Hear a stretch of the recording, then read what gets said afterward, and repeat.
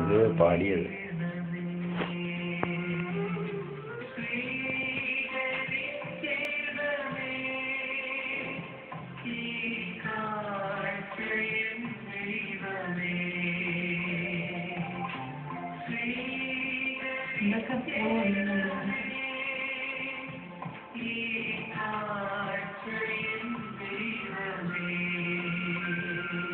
കൂടുതലൊരു encouragement തന്നിട്ടുള്ളതായിരിക്കും വിളിക്കുക അല്ലെങ്കിൽ എഴുതാൻ പറയുക അല്ലെങ്കിൽ അങ്ങനെയൊക്കെ കൂട്ടുകാരുണ്ട്. അപ്പൊ അവരെ എല്ലാം വിളിച്ചിട്ട് പാട്ട് ഫയൽ ചെയ്യുന്നപ്പോൾ അത് ഞങ്ങളുടെ മനസ്സിനെ സ്വാധീനിച്ചു. ഇപ്പോൾ ഉള്ള വ്യക്തികളെ സ്വന്തമായിട്ട് എഴുതാൻ പറ്റുന്നില്ല. അതുകൊണ്ട് ഇനിയും വളരെ നല്ല രീതിയിൽ എഴുതണം എന്നൊക്കെ നമ്മുടെ നാട്ടിൽ നിന്ന് പോയിരിക്കുന്ന പുറത്ത് പോയിരിക്കുന്നുണ്ട്. ഗൾഫിലൊക്കെ പോയിട്ട് അവരൊക്കെ തിരിച്ചു പറയുന്ന പാട്ടുകളെ അവിടെ കേട്ടു. നമുക്കൊരു അഭിമാനമുണ്ട് എന്നൊക്കെ പറയും. അപ്പൊ നമ്മളെ കുറിച്ച് മറ്റൊരാൾ അഭിമാനിക്കുന്നു.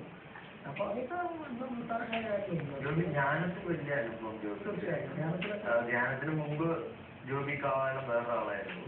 ധ്യാനത്തിന് ശേഷം ജോബി കാവാലം വേറൊരാളാണ്. ഒത്തിരി നല്ല തീരുമാനങ്ങൾ എടുക്കാൻ പറ്റി. ജീവിതത്തിലാണെങ്കിലും കാഴ്ചപ്പാടിലാണെങ്കിലും ഒക്കെ സമൂലമായിട്ടൊരു മാറ്റം. കാഴ്ചപ്പാടുകൾക്ക് ഒരിക്കലും വ്യതിയാനങ്ങൾ സംഭവിക്കുന്നത് നമ്മുടെ ജീവിതത്തിലെ മാറ്റങ്ങളുണ്ടെന്ന് ഞാൻ അവകാശപ്പെടുന്നില്ല. കാരണം നമ്മൾ മനുഷ്യരാണ്.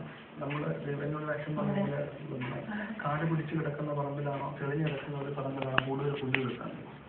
തെളിഞ്ഞു കിടക്കുന്ന പറമ്പിലായിരിക്കും കൂടുതൽ പുല്ല്. അപ്പോൾ നമ്മൾ ദൈവത്തോട് എത്രത്തോളം അടുക്കുന്നു അത്രത്തോളം പ്രശ്നങ്ങളെയും പരിസ്ഥിതികളെ നമ്മൾ നേരിടേണ്ടതും നമ്മൾ അത്രത്തോളം കഷ്ടപ്പെട്ട് പോയെന്നില്ല. ഇതിനെല്ലാം ഒരു വെളിച്ചം ഉണ്ടാവും എന്ന ദൃഢമായ വിശ്വാസമുണ്ട്. കാരണം നമ്മൾ എത്രത്തോളം കഷ്ടപ്പെട്ട് പോയാലും ദൈവം നമ്മളെ കൈപിടിച്ച് ഉയർത്തും. എന്ത് പ്രതിസന്ധികളുണ്ടെങ്കിലും എനിക്ക് കുഴപ്പമില്ല, ദൈവത്തോട് ഞാൻ ചേർന്ന് നിൽക്കും, പ്രാർത്ഥിക്കും. ഇത്യാദി ചിന്തകൾ മനസ്സിൽ വരണമെങ്കിൽ ഇത്തിരി പ്രയാസം പറയാൻ പറ്റും. ഇപ്പൊ നമുക്കൊരു ഷൂട്ടാണ് അല്ലെങ്കിൽ ഒരു പ്രസംഗ വേദിയാണ്, ഘോരഘോരം പ്രസംഗിക്കാം. പക്ഷേ പേഴ്സണൽ ലൈഫിൽ അങ്ങനെ പെയിൻഫുൾ ആയിട്ടുള്ള കാര്യങ്ങൾ വരുമ്പോൾ ദൈവത്തിന്റെ കരം മുറുകെ പിടിച്ച് മുൻപോട്ട് നീങ്ങുക എന്ന് പറയുന്നത് അടിയുറച്ച വിശ്വാസവും പ്രാർത്ഥനയും ഉണ്ടെങ്കിലേ പറ്റൂ. അതുകൊണ്ടാണ് ഞാൻ ജോബിയോട് ചോദിച്ചത്, ജോബി വളരെ നന്നായിട്ട് പ്രാർത്ഥിക്കുന്ന ആളാണോ? നന്നായിട്ട് പ്രാർത്ഥിക്കുന്ന നമ്മൾ നല്ല പ്രശ്നങ്ങളും ഉണ്ടാകാറുണ്ട്. ഇതിനെയൊക്കെ അതിജീവിക്കാനുള്ള ഒരു ശക്തി ചിലപ്പോൾ നമ്മളിപ്പോഴും നമ്മൾ എങ്ങനെ ഈ ലോകം ജീവിക്കുന്നത് നമുക്ക് അതുപോലെ പ്രോബ്ലംസ് ജീവിതത്തിലുണ്ടാകുമ്പോൾ ഇതിനെയൊക്കെ ഓവർകം ചെയ്യാനുള്ള പ്രത്യേക ദൈവം തരുന്നുണ്ട്.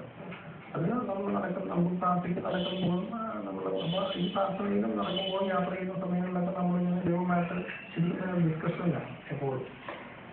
ആ സമയങ്ങളിലൊക്കെ നമുക്ക് അത് അദൃശ്യമാണെങ്കിലും നമുക്ക് ഉള്ളിലൊരു ഉൾക്കണ്ണിൽ നല്ല ഒരു കാഴ്ചപ്പാടും കൂടി നമുക്ക് അറിയാനും കാണാനും പറ്റുന്നുണ്ട്.